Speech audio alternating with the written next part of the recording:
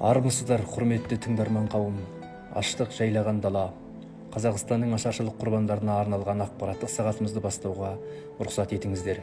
1921-1922 жылдары ашаршылық, азамат соғысы аяқталғаннан кейін кеңестер елін тағы бір суық сынақ күтіп тұрды. 1921-1922 жылдардағы ұзаққа созылған қарсыз қыс, жауынсыз жаз ұласты. Қыста қардың, көктем мен жазда жауынның болмауы қатты құрғақшылықты, оның салдары ашаршылық нәубетін әкелді.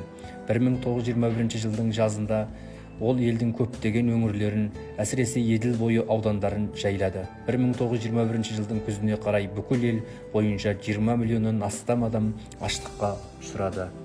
Етек алған ашаршылыққа байланысты орталық комитеті 1921 жылғы 17 шілдеде партияның барлық мүшелеріне арнайы үндеу жолдады. Ашаршылық делінді үндеуде тек құрғақшылықтың нәтижесі емес, оның себебі аграрлық сектордың артта қалуына, ауыл шаруашылық білім деңгейінің төмендігінде, ауыспалы егіс нысандарының ескілігінде, бұл және соғыс пен әскери қоршаудың, сондай-ақ помещиктер мен капиталистердің және олардың итаршыларының бізге қарсы күресінің бәсеңсімей отырғанының салдары. Партия құжаттарында көрсетілген себептермен бірге жаппай ашаршылық кеңес үкіметі қатаң жүргізген халық шаруашылығына, әсіресе ауыл шаруашылығы саласына қатты соққы болып тиген. Әскери коммунизм саясатының нәтижесінде төтенше экономикалық жағдайларға байланысты туындады.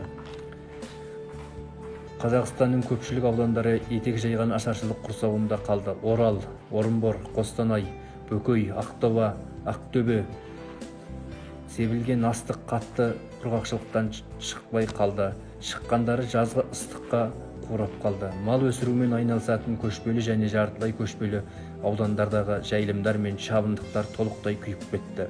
Оның үстіне 1920-1921 жылдары ұзаққа созылған қатал қыс Торғай өзінде малдың жаппай қырылуына әкеп соқты. Шұбалаң, Майқара және басқа болыстар зардап шекті. Ашаршылық құрбандардың, аштан өлгендердің саны күн сайын көбейе берді.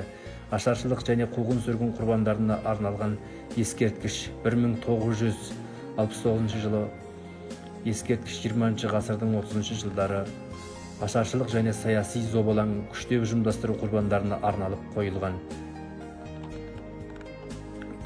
Қазақстан елінде осындай аштық жайлаған далада тақуметті тағдырдың талайын кешкен, талайлаған жанұялар, талайлаған мықтылар, талайлаған ардақтылар ашаршылыққа қарсы күрес жолында құрбан болды. Осындай зобалаң күнді ашаршылық негізгі тарихында Голошекин қолдан ұйымдастырды деп, аса сілтеушілік болмасын, ашар тұяқ қалмасын деп, ең бірінші қазақ халқын осы егіс даласынан, малынан айырды. Осылай қанатымызды қайырды. Осындай қиындықты да бастан кешірген қайсар қазақ әупірімдеп жүріп, бүгінгі азат күнге де жетті. Басымыздан осындай зұлмат заман өтті.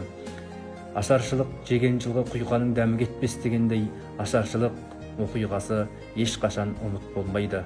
Назарларыңызға рахмет. Аштық жайлаған дала, Қазақстанның ашаршылық құрбандарына арналған ақпараттық сағатымызды осымен аяқтаймыз. Аман сау болыңыздар.